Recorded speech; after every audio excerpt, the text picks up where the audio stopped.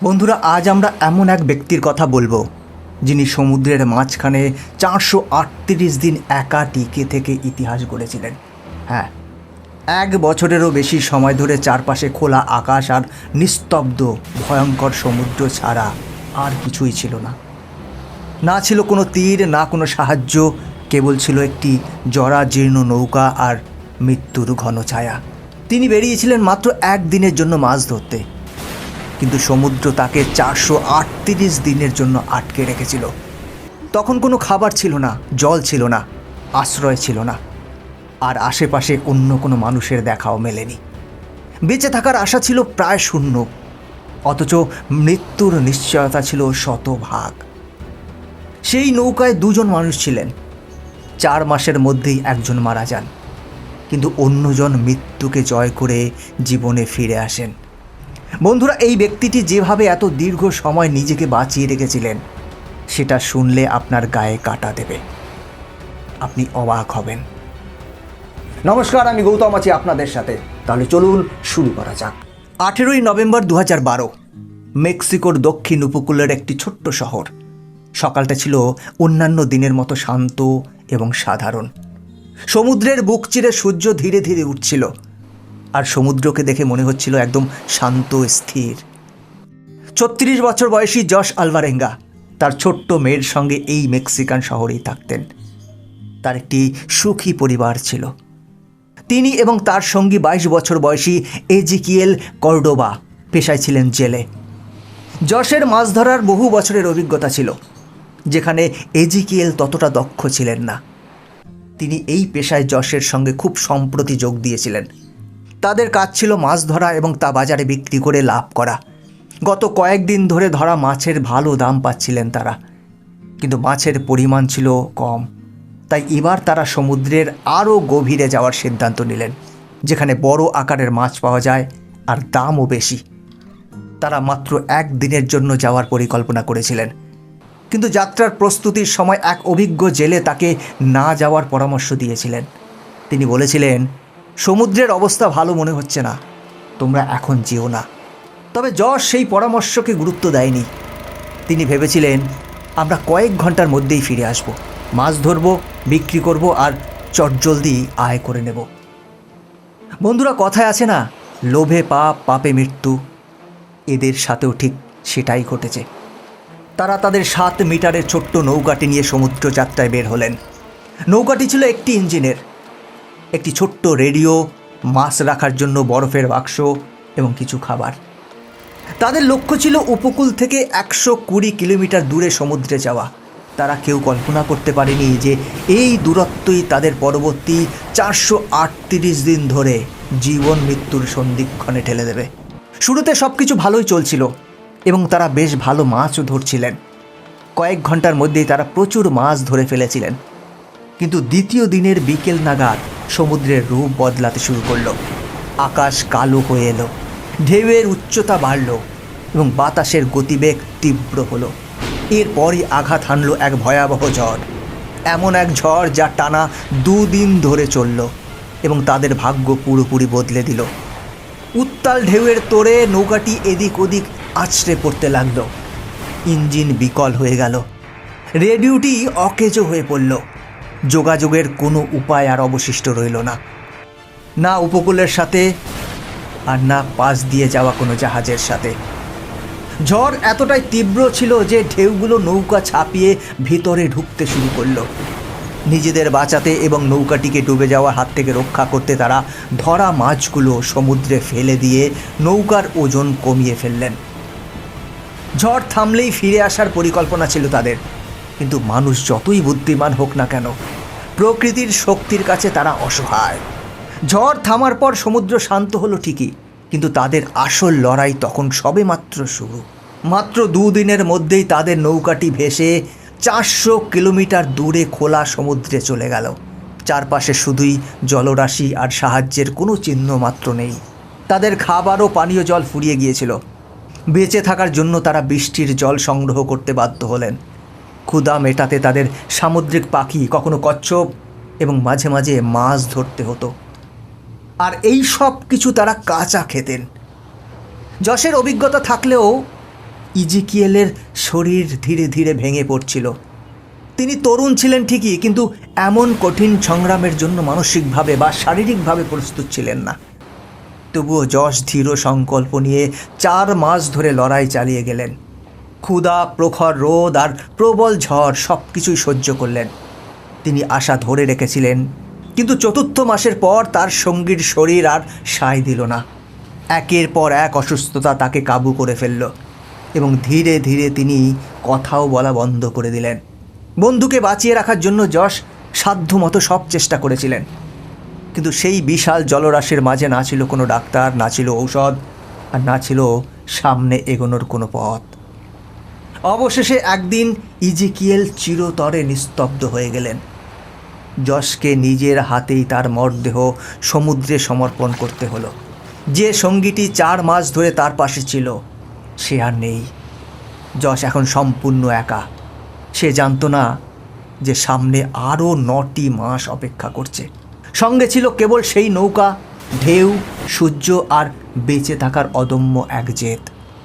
যশ ছিল পুরোপুরি একা, এমন এক নৌকায় আটকা পড়া মানুষ যার না ছিল কোনো তীর, না ছিল কোনো দিক নির্ণয়ের উপায়। আর তার চারপাশে ছিল এক বিশাল শূন্যতা, যা হয়তো মৃত্যুর চেয়েও বেশি নিস্তব্ধ।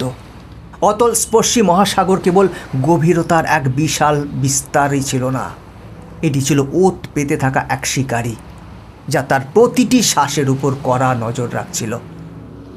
সেখানে কোনো শব্দ ছিল না, কোনো মানুষের মুখ ছিল না, ছিল না কোনো আশা, শুধু ছিল হিম শীতল নির্মম ঢেউ, যা তাকে পুরোপুরি গ্রাস করতে উদ্গ্রীব। আর মনে হচ্ছিল যেন সব নিজেই থমকে দাঁড়িয়েছে। প্রতিটি দিন, প্রতিটি মুহূর্তে যশ বুঝতে পারছিলেন যে এই লড়াই কেবল ক্ষুধা ও তৃষ্ণার বিরুদ্ধে নয়, এটি ছিল তার ভেতরের মানুষটির অস্তিত্ব টিকিয়ে রাখার লড়াই।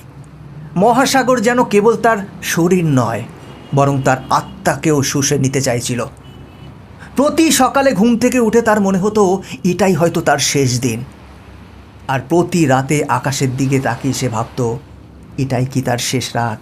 তবুও যখন সব আশা ধূলিসাৎ হয়ে যাচ্ছিল, তখন একটি বিষয় তাকে বাঁচিয়ে রেখেছিল, তার মেয়ে, তার হাসি, তার চোখ, তার নিষ্পাপ কণ্ঠস্বর, তার সাথে কাটানো সেই সুন্দর মুহূর্তগুলো। যশের মনোবল যখন ভেঙে পড়তে চাইতো, সেই স্মৃতিগুলোই তাকে শক্ত করে ধরে রাখত, যেন বলতো, তুমি হাল ছাড়তে পারো না, তোমাকে আমার জন্য বাঁচতে হবে। দিনের প্রখর তাপে তার শরীর পুড়ে যেত, আর রাতের হাড় কাঁপানো বাতাসে মনে হতো যেন তার শিরা উপশিরার রক্ত জমে যাচ্ছে। খাওয়ার মতো কিছুই ছিল না, পান করার জন্য ছিল কেবল দুর্গন্ধযুক্ত জল। আর চারপাশের নিস্তব্ধতা ছিল এতটাই গভীর যে তা তাকে পাগল করে তোলার উপক্রম করত। মাঝে মধ্যে যশ নিজের সাথেই কথা বলতো, নিজের কথারই উত্তর দিত, কারণ আসল মানুষের কণ্ঠস্বর কেমন হয় তা সে প্রায় ভুলেই গিয়েছিল। এভাবেই কেটে গিয়েছিল 6 মাস। এক বিকেলে প্রখর সূর্যের নিচে তীব্র আলোয় চোখ যখন জ্বালা করছিল, তখন দিগন্তের অনেক দূরে সে একটি বিশাল জাহাজ দেখতে পেল। তার বুক ধরফর করে উঠল, যেন হঠাৎ করেই তার মধ্যে প্রাণের স্পন্দন ফিরে এলো। সে বাতাসে নিজের কাপড় নাড়ল, নৌকাটি দুলিয়ে সংকেত দেওয়ার চেষ্টা করল এবং চিৎকার করে উঠল। এত জোরে চিৎকার করলো যে মনে হলো যেন পুরো মহাসাগর তার কণ্ঠস্বরের প্রতিধ্বনি হচ্ছে। কিন্তু বাস্তবতা ছিল সমুদ্রের মতোই নির্মম। জাহাজটি তাকে দেখতেই পেল না। বিশাল উত্তাল নীল জলরাশির মাঝে তার ছোট্ট নৌকাটি ছিল ধূলিকণার মতোই নগণ্য। কয়েক মিনিটের মধ্যে জাহাজটি দৃষ্টিসীমার বাইরে চলে গেল, আর তার সাথেই মিলিয়ে গেল যশের শেষ আশাটুকুও। সে ছিল এমন এক মানুষ যে নিজেকেই প্রশ্ন করত, আমি কি আর কখনো মানুষের দেখা পাবো? সে আকাশের দিকে তাকাতো, কিন্তু চারপাশ ছিল নিস্তব্ধ। শুধু শোনা যেত ঢেউয়ের নিষ্ঠুর অট্টহাসি আর এক নিঃসঙ্গ মানুষের কান্নার শব্দ। 11 মাস কেটে গেছে। তার নৌকাটি এখন ভেসে চলেছে এক অজানা মহাসাগরে, প্রায় 8000 কিলোমিটার দূরে। এমন এক সমুদ্র যার কোনো নাম, কোনো মানচিত্রেই নেই। যশকে আর চেনাই যাচ্ছিল না। তার চোখ, গাল বসে গেছে, আর চামড়া দেখে মনে হচ্ছিল যেন আগুনে পুড়ে গেছে। তবুও যশ আর কেবল একজন মানুষ ছিল না, সে হয়ে উঠেছিল এক অভ্যাসে, বেঁচে থাকার অভ্যাসে। তারপরই এলো সেই দিন 30শে জানুয়ারি 2014, যখন ভাগ্য তাকে কোনো বড় দরজা নয় বরং সরু এক ফাটল দেখালো। আর সেই ফাটলের মধ্য দিয়ে যশ খুঁজে পেল জীবনের সন্ধান। সে দেখল জলে অদ্ভুত কিছু একটা ভাসছে, শুকনো নারকেল। আর মুহূর্তেই বুঝে গেল যে স্থলভাগ কাছেই। তার নিস্তেজ শরীরে এক নতুন শক্তির জোয়ার এলো। অবশিষ্ট সবটুকু শক্তি দিয়ে সে নৌকা ঘোরালো এবং দূর দিগন্তে তাকালো। সেখানে দেখা গেল একটি দ্বীপ, মাটির এমন এক টুকরো যা দেখার জন্য তার চোখ ব্যাকুল হয়েছিল। শীঘ্রই সে সেই মার্শাল দ্বীপপুঞ্জের দিকে এগোতে লাগলো।